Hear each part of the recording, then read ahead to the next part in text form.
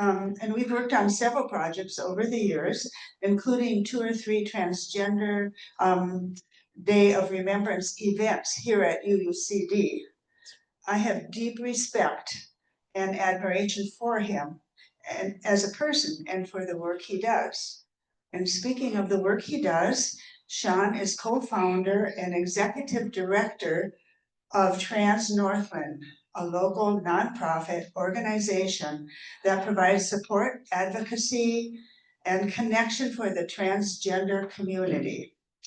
Northland welcomes folks who are transgender, non-binary, gender non-conforming, two-spirit, genderqueer, gender diverse, and gender expansive. So if you don't know what that is, I brought a cheat sheet. Which we could post. In addition to his administrative duties, Sean facilitates peer-to-peer support groups. He offers Trans 101 trainings for community organizations, businesses, and churches. He organizes events such as Transgender Day of Remembrance, which is coming up on the 20th of this month. Transgender Day of Visibility, and most recently, or more recently, Trans Joy Fest. Not to mention a fine Halloween party last Friday night. It was fun. Prior to his current position, Sean worked with men as peacemakers for 8 years. He ran his own business, Hayes Photography, LCC. And he served for 8 years in the National Guard as a photojournalist. Sean earned a Bachelor of Liberal Arts degree from UW Superior. And interestingly, he was invited to attend and graduated from a 1-year program called Indigenous Focusing Oriented Therapy at ICO. Interesting. Not only that, he's received several awards from local universities for his important work. Sean has lived in the Twin Ports area for about 20 years. He is a single dad with an incredible, energetic kiddo. He enjoys having deep conversations, preferably near Lake Superior. He loves driving up the scenic North Shore. He likes meeting with friends for coffee, and he loves graphic design and movies like Lord of the Rings, fantasy movies like Lord of the Rings.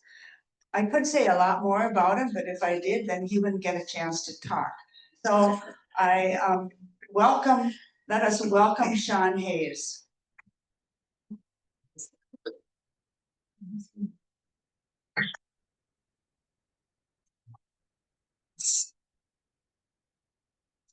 There. All right, well, good morning, everyone. As we're getting our slides back up, it's nice to see so many smiling, friendly faces on a Sunday morning. I don't usually get up and go to church. Here I am, and it's lovely to see all of these faces here to join us this morning. Thank you again to Julie for that introduction, and to everyone here at UU for inviting me out and talk. Share a little bit about myself and what Northland does here in the community and what we're looking to do in the future. And I always love talking about that stuff. To do the work that I do, and so I'm very, very grateful to be in this position to get to come and share with you all. And also just want to give a shout out again to UU for selecting Northland to be the recipient of the Woven Basket this month. So we are always very, very grateful for financial support as a pretty new nonprofit. But as you can see, this is our mission statement up on the screen. We provide support, resources, and connection to the trans community. And you heard Julie list off a bunch of different entities, and there's a bunch more too. So, but don't let that scare you, because I think that's oftentimes what we're like, oh no, what do all those things this mean? I need to understand it all. What if I say the wrong thing? And you're probably gonna say the wrong thing. You're gonna say the wrong thing, and there's so many identities out there that we don't even know about yet. And I think that's the really beautiful thing about humanity, but especially about our community, is that we all of these new amazing ways to experience gender in such an expansive way. Love sharing that with all of you too. Want you to experience that. Let's slide this a little bit over. Okay, so our trans agenda today. So intros, we already had great intros. Probably don't need to say too much more about myself, but I'll share a little bit. We'll talk a little bit about the history of trans Northland and what our current programming looks like today. And then also, I think it's really important in this moment in US history to talk about the current moment and the current needs of the community on that as well. And I always love to leave folks with some ally tips. And those are, there's a plethora of things that wearing a button on your jacket, whether it's donating financially to a group like Trans Northland, or whether it's just showing up at our events. Oh, there we go, thank you. Were they looking at my stomach or something? So we'll give you a couple of ally tips. And then I definitely want to leave room for time for your questions, comments. Right? And then resources. I don't think it's resources, I think it's contact us. How did I know this? We'll have all of my contact info in Trans Northlands as well. So you can reach out to us. Let's see, there we go. Oh, there we all are. So this is our current team, which I'm so grateful for. So our board of directors, over on the right side of your screen. So we've got Heather, Isa, Cam, Lara, and Nick. And actually, all of these folks started on our board over a year ago, August, right around the time that I was hired in this work and get paid for it, which is super lovely. So I just went over a year of being in this role as here, and looking forward to hiring more folks in the hopefully near future, and just continue to grow our group of folks here. It's a great team. And I would not be able to do the work I do without these folks and so many more folks help and support. When I say, I need something, Julie, can you help me? Can you donate ramen? And Julie shows up the day I need ramen with a bunch of ramen. Oh, we are one big, huge community. So yes, I take a sip of water.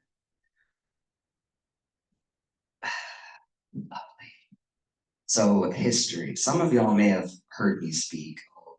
This may be what you already know, it may be new to you, but Trans Northland is sort of intertwined with history. Back in 2014 is when I personally came to the conclusion, after months and months and months of research, because I'm that type of person, I gotta make sure I know what the right answer is. And I finally came out to myself as being transgender, and then kind of began that journey of coming out to my life, um, with mostly a supportive response.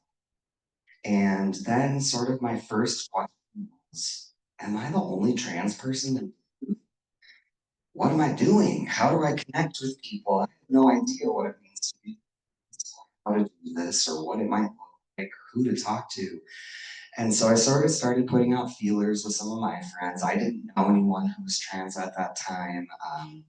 And again, through the beautiful connections in this community, I was able to meet with a lovely crowd who used to be in this community for many years. She's a Black transgender woman who had started and held space for what became Trans Plus and Trans Northland. That group back then was called the Gender Group, and they met for many years on support group. And so when I came out of trans, I connected with Natalie. She shared a little bit about that group and that they were sort of at a point where she was getting ready to move to the Twin Cities. The group is sort of this folks. A handful of us met down in the building for women actually in 2015. And we said, we got to keep this group going. What are we going to do to keep the support group growing? Because I needed that personally, and all of us, in that room agreed. And so that night we came up with the name Trans Plus, and we started hosting that support group this month. And it was not very long until folks in the group would say, can we do like a bowling event? Can we go for a hike? Can we have a bonfire by Lake Superior? And so there was a real drive and desire from community members to gather more often. And, they loved the support group, but let's get out and hang out, just build more community together. And so we started just meeting up at random places, going for hikes. We would always say friends and family are welcome. Bring your partners, bring your kid. We'll all have a nice time. And then we just kind of kept growing from there. Folks in the community started kind of recognizing our group and inviting us to speak. Teach us what it means to be trans and how can we be good allies. And so Trans Northland has sort of expanded and grown as we've gotten different requests and things from the community. This is what we need. And so yes, today we still offer our peer support group twice a month. In town here, we meet at a space called the Imaginarium downtown. It's right across from Lifehouse, right next door to Thalia, Whole Being, or Yoga, that place. And so we meet there. We also have added a drop-in space at that same location. So every Tuesday and Thursday morning, folks can come in and have a cup of coffee and chat with friends and just hang out in a safe space. So yes, we officially got our 501c3 back in 2023. And then since then, we've been trying to figure out the whole nonprofit. Many of y'all work in those, but finding funding, figuring out all the paperwork with the state, that's we're trying to not deal with them as much as we can right now. But so we've just been learning a lot, and we're really grateful for a lot of folks in town who've kind of come around us and helped support us as we figured these things out. So programming, I've kind of talked a little bit about it. So here's our little flyer graphic for our support group. We also do offer this online. Folks can attend on Zoom if they're maybe hitting, or maybe it's their first time and they're not really sure about coming up in a group of people. They can pop in on Zoom with their camera off and just kind of get a feel for what the group is. But yeah, so myself, I facilitate those groups as well as Laura, one of our members. And then resources is another thing that we sort of immediately started doing because, there'd be folks like me who would say, how do I support hormones? Who do I go to? What doctors are there any doctors who will do that? And so what we found was through our peer support, those connections we were building, people had answers. I didn't have all the answers, but I could go, oh, hey, Jamie, do you know where I could go for this resource? And so anything from helping folks legal name and gender to finding for healthcare and mental health support, basically safe individuals at all of the community nonprofits and services that we are connected with. So if someone comes to us and they're homeless, this is a thing we're seeing a ton right now. We will then kind of connect them to safe people or safe bay and sort of do a handoff because we can't say, every single nonprofit is affirming, right? But we know that there are affirming people in those. That's sort of how we have built our communities. People and that Cheryl at Lifehouse is to affirm to develop their whole identity. Anything else? So then, as times change, right after the election, there's a lot of good information put out by organizations like Out from Minnesota and Gender Justice to try to stay up on those resources so that we can quickly things changing almost every day when it comes to our rights as trans people. And so, yeah, people can reach out to us, they can email us, DM us, in whatever way. And then basically it's me and my team of folks, and we'll kind of come around that person and help them get what they need. And then in terms of connection, I think I get this from my time at Menace Peacemakers doing violence work. One of the things I learned there was years ago, I think now the CDC had released a finding that said if we decrease isolation and increase community connectedness, violence rates plummet, suicide rates plummet. And so this idea of connection, I think, has always stuck with me. And I'm not an amazing connector. I'm not always amazing in community. I oftentimes feel anxious and socially anxious and those things. But I do know, and I have experienced for myself, the kind of care and support that comes when we do work to build that connection. And so our biggest way of doing that is by planning events, giving folks opportunities to come out. They know it's going to be a safe space, a safe, comforting place for them to be. When we are seeing lots of our folks stepping back, I think for safety reasons, folks are afraid. They're not sure if they can go out, feel safe like they did a year ago or less than. And so, yes, events like Trans Joy Fest, I mean, that's I founded that event after a dear friend by suicide, and he sort of planted, I think, I give him credit, he planted the idea after he, and so we hosted that huge, just joy celebration. And then after I had seen the results of the election, I started thinking, ooh, we gotta plan more events. We need more safe spaces, even more now. So my goal has sort of be planning at least one monthly event every month, if not more. So for example, in October, at the very beginning of the month, we had our second queer botany hike, which has been amazing. I'm not a botany outdoorsy guy. I know nothing about plants, but about plants. Nature is so queer in so many ways. It's like at one point the person who was running had reached out to us to plan this event, had said something, and I was like, wait, are you basically saying nature is just super gay? And they were like, yes, that's exactly what I'm saying. Perfect. I'm so glad I learned that. All of us, we're everywhere, the gays.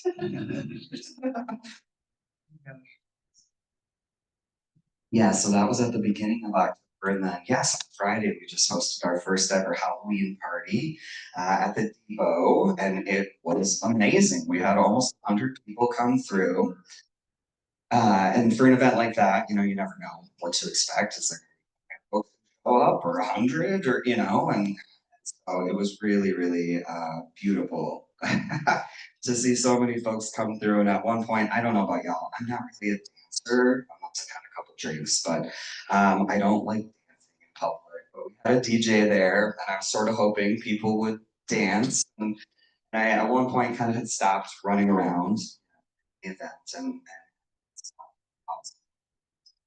there was a group of around 20, I would say young, early 20s, young queer out there on the dance floor, living it up, doing their best dance moves. I don't know.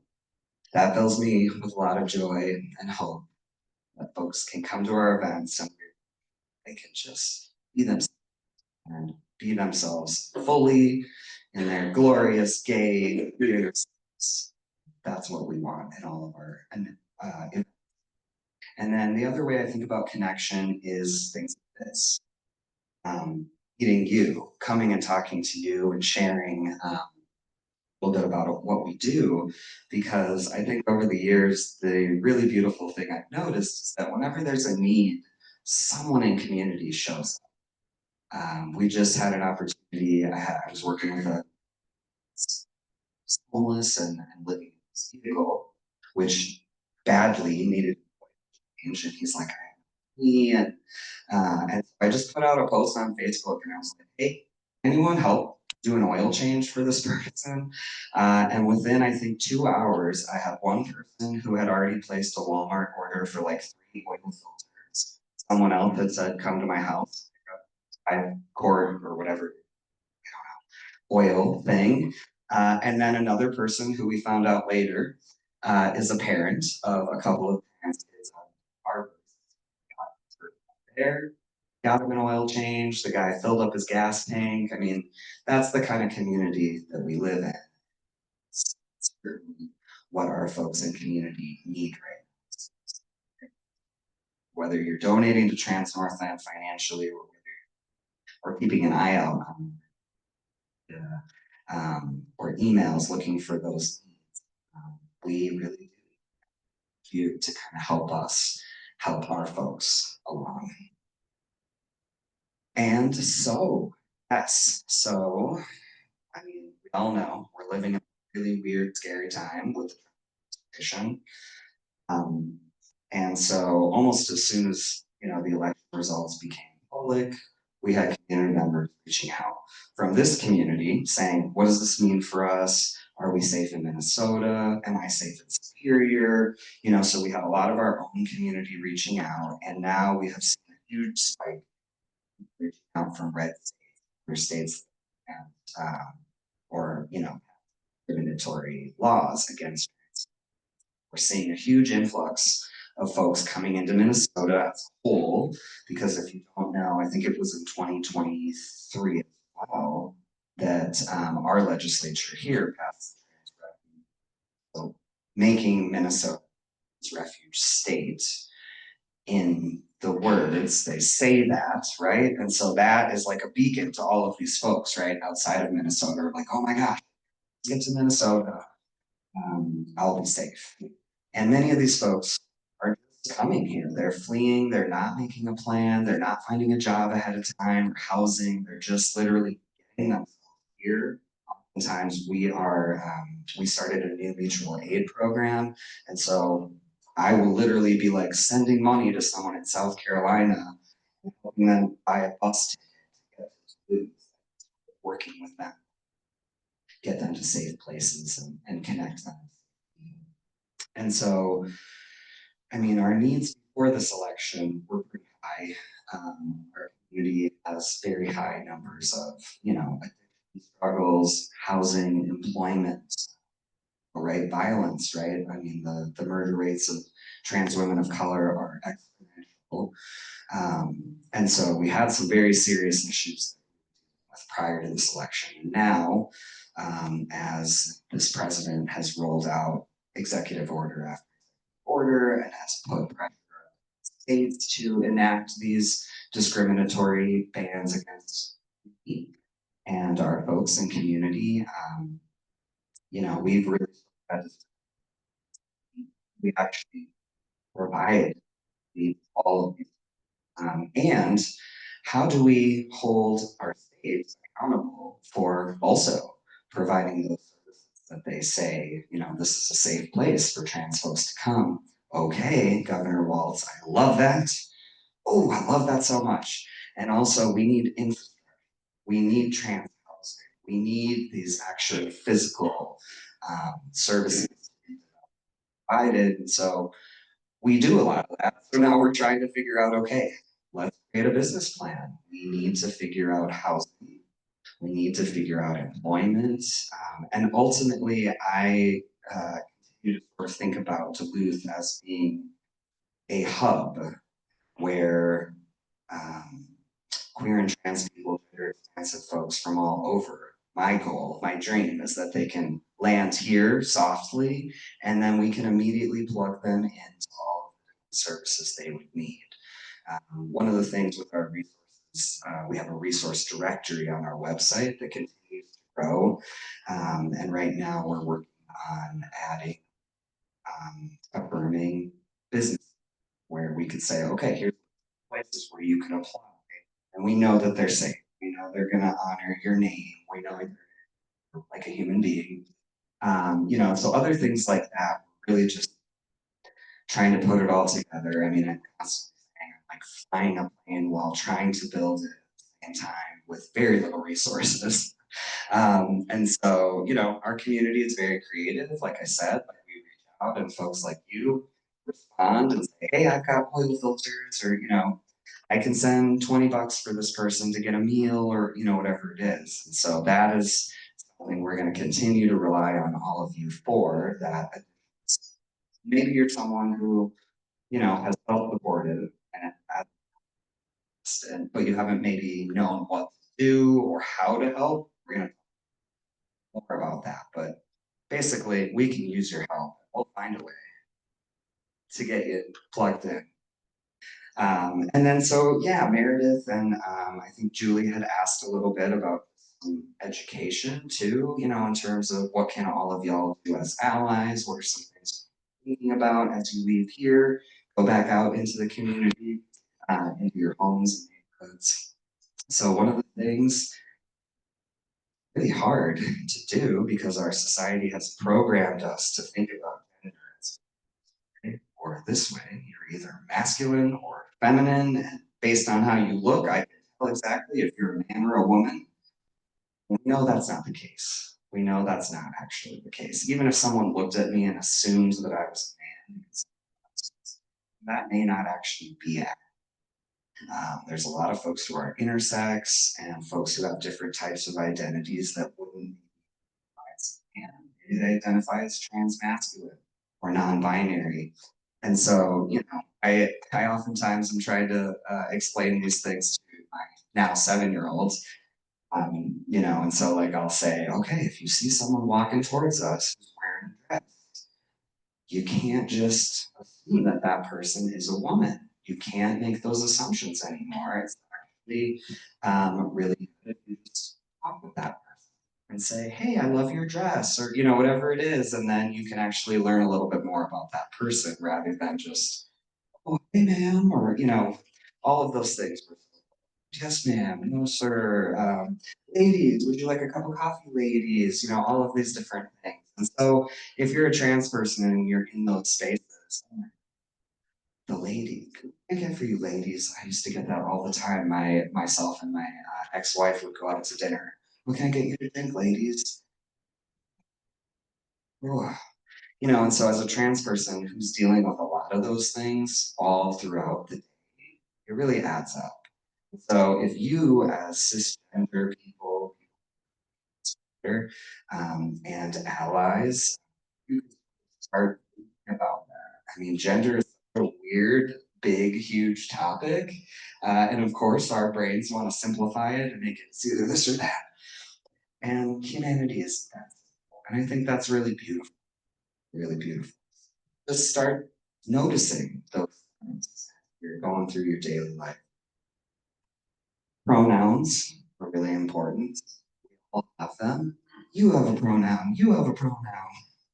I watched this person on TikTok who dresses up as a clown. They must be accent. So they're going around in Europe dressed up as a clown, and they have a mic. Stop people on the street and say, "What are your pronouns?" And most people are like, "I don't have. I don't have." Oh, does not have pronouns. So if I said he, that would be wrong. Well, no, yes, he. So yes, all of us have pronouns that we use for us. But somewhere and they were like, "Oh, ma'am," they're like, "Excuse me, it's sir." And that feels weird, right? So if anyone messes up your pronouns, that is again, it's just a little cut. And what is that? The death by 1,000 cuts. But that's what we are dealing with. And I have a lot of privilege in the fact that I'm to Scotland for a long time, and it has wondered for me. I have a beard that was like my dream in life. Be able to grow facial hair. I know about shaving. But you know, I have a lot of privilege that I pass as a man. Most people, when they would see me on the street, would know that I'm a man. That's great. Great for me. That feels very good. That's like I'm projecting this image to the world, and people are getting it, and they're seeing it, and they're seeing me. But for anyone else, a lot of trans feminine people, women, and a lot of people are having those things mixed up and messed up a lot during the days. So the thing with pronouns is if you're not sure about someone's pronouns, just ask them. Hey, Sean, my pronouns are he, him. What's your name? What are your pronouns? It's just that easy. And trans people want you to do that rather than guess and get it. So that's just sort of a thing I tell folks. What are your pronouns? Mine are he, him. What are yours? Takes a second. And it makes us feel really great that you are aware and you're trying to be kind and get it right for us. Speak up. Now is definitely the time to speak up. And I'm going to add in actually educate yourself, right? So, how many folks are aware of what's going on?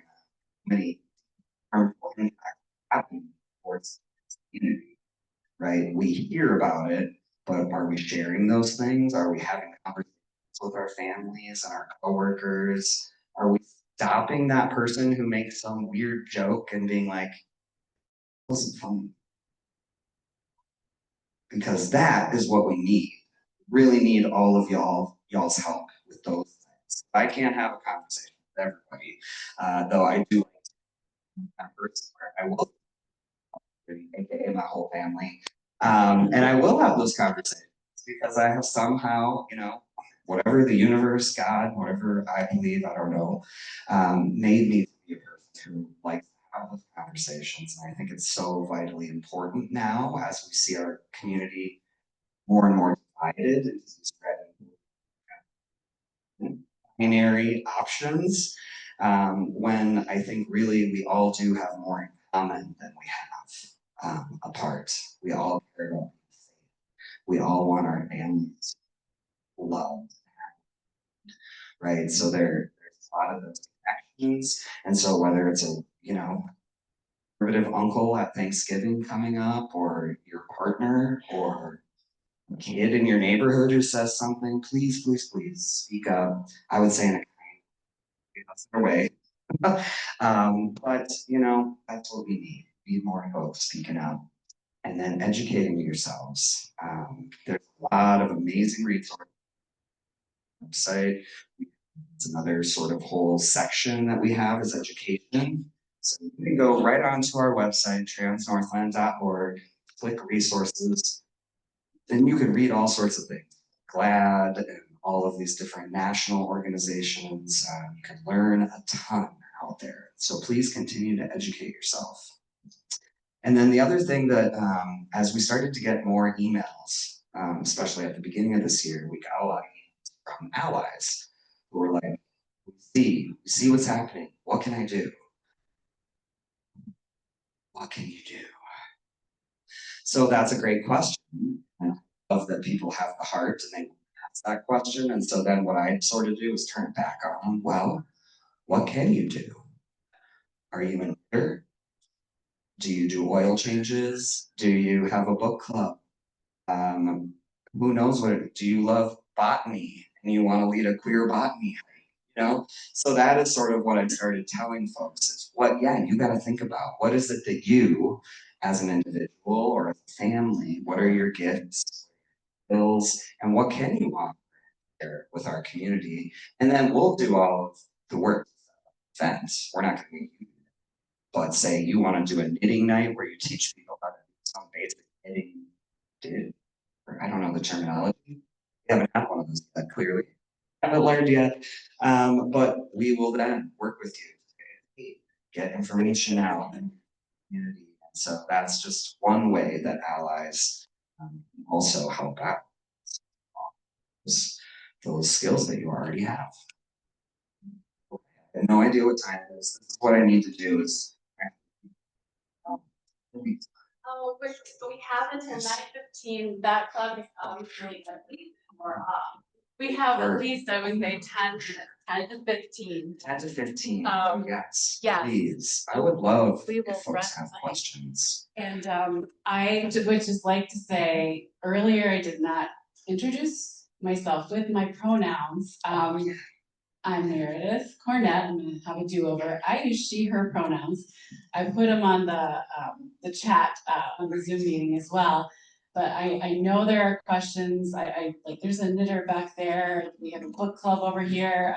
If we can show off and ask our questions during the Q&A.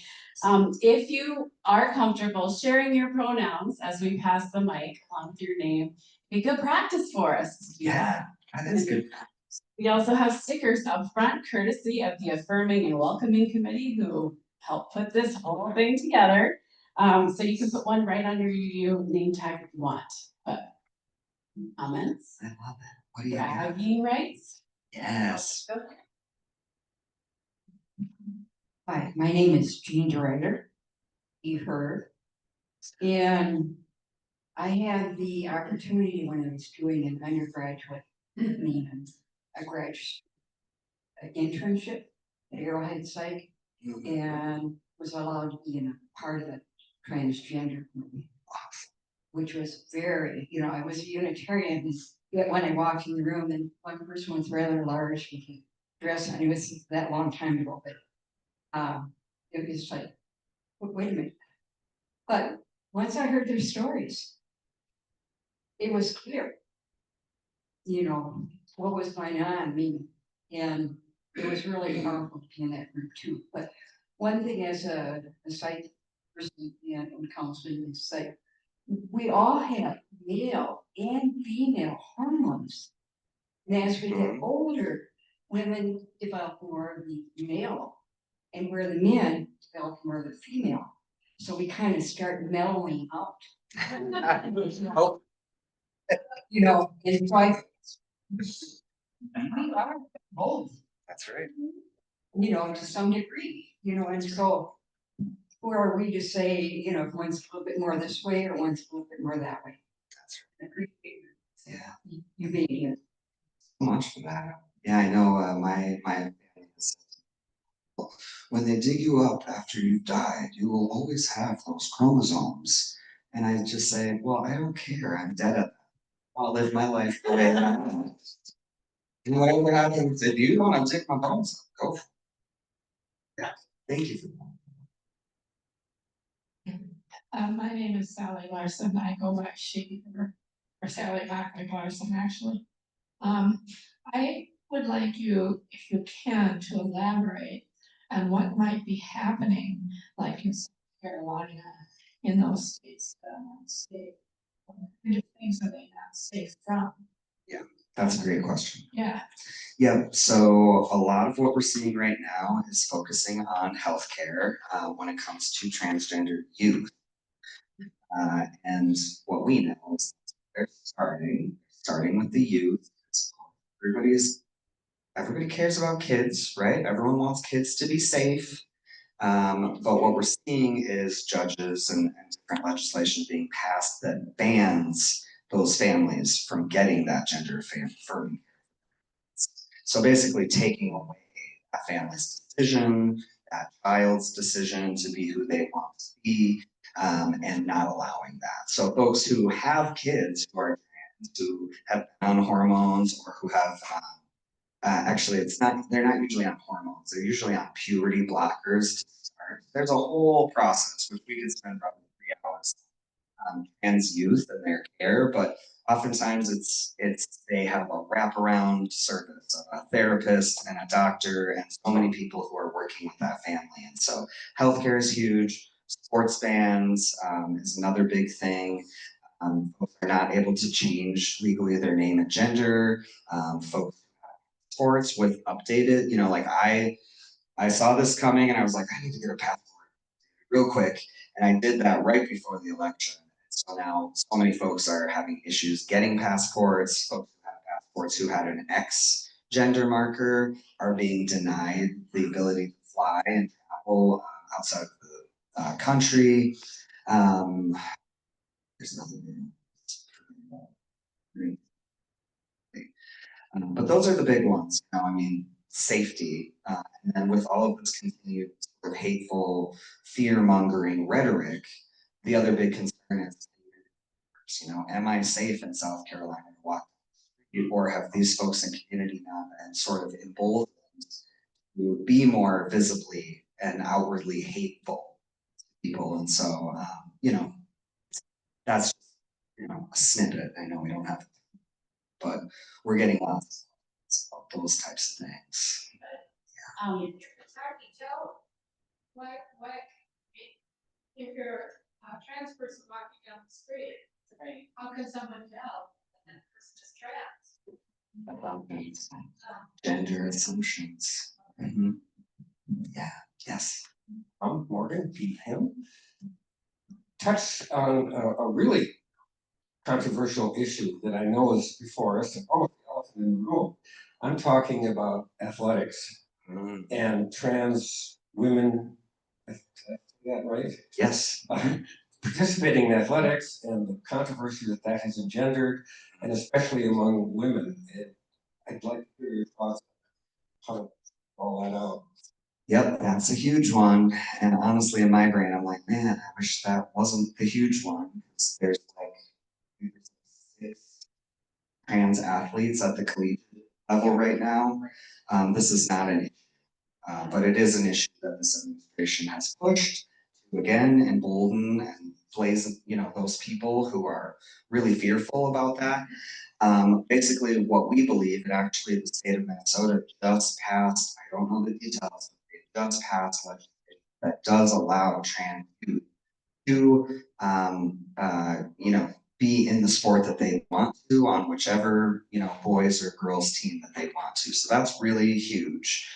That just happened last week, and gender justice was and Trans Northland signed on to that as well. And so basically what we say is if a kid wants to play on the boys team or the girls team, let them. And then there are a lot of different things that we can do to make sure that they are safe, because mainly it's the trans youth who are not safe. Whereas the sort of argument is like all of our cis kids are getting, it's not fair. This one trans kid ran faster than my kid. And again, like that kid is allowed to participate in sports, suicide rates, possibility for that kid go way down. If our youth are allowed to be involved in extracurriculars, in their communities at large, that's a huge positive thing. And those kids are more likely to grow up and stay alive. And for the people who have more kind of questions about the athletic piece, there's a lot of information out there. Check, I would say go right to Gender Justice and they have a lot of really good information. So proud to be a Minnesotan at times like that. Kathy just reminded me that we have a new thing, so if you are not able to attend the service and you would like to give to Trans Northland, we have a woven basket right here. I don't know, I may just, we could pass it, or I could leave it on the table. Maybe I'll just, I'll get it started. A lot of us can also give during the service. Let's see. I think we have time for one more question, live and here in the room. I checked the chat, nothing on there right now. And I wanted to ask Sean if you're willing to stay a little longer to talk with folks, maybe one-on-one. Yeah, I would love At to. the service, and of course, our speakers are always invited to come to the service, and there is absolutely no pressure. Today, the theme is gratitude. So, Therese, I'll pass, did you want to ask your question? No. Oh, a different question, okay. And then maybe over to Therese and then we'll wrap up. Okay. Hi, my name is Matosi, she, her. But I was wondering, do you have hope that this is going to, I mean, all our social issues in this country just, they fly around. Nothing seems to ever get settled. Do you think we're going to, as a society, learn to open up more or to each other as, I mean, we are who we are, you know? Doesn't anybody understand that? We are not what people put in our brains. Anyway, and I just wanted to. Do I have hope? Oh man, most days I do. Some days are a lot harder. And one of the things hard is to take care of people doing this work, because if I wasn't doing that, I would burn out really quickly. I would not be here. Here in this room, I might not be here on this planet. It is so much. And so one of the things that I do to keep that hope alive is taking care of myself and being surrounded by my people who also take care of me, and we do that together. But yes, I think in moments like at that Halloween party, seeing those young trans kids dance on the dance floor, those moments um, are really what sort of refill my hope, because I do ultimately, I'm a big dreamer. I have dreams of being a part of a community that's caring and affirming of trans folks, and I'm already a part of that community. It's already happening, and so that I think is where that I witness happening all the time, and I can't deny that. And so the people who are out there with the big, stages, and they have that big, loud, angry voice about trans, I'm trying to sort of just, I mean, I have to pay attention. There's things that they're doing that I'm all about know how to deal with for my community. Like oftentimes we just don't know how to deal with it, and we just figure it out together.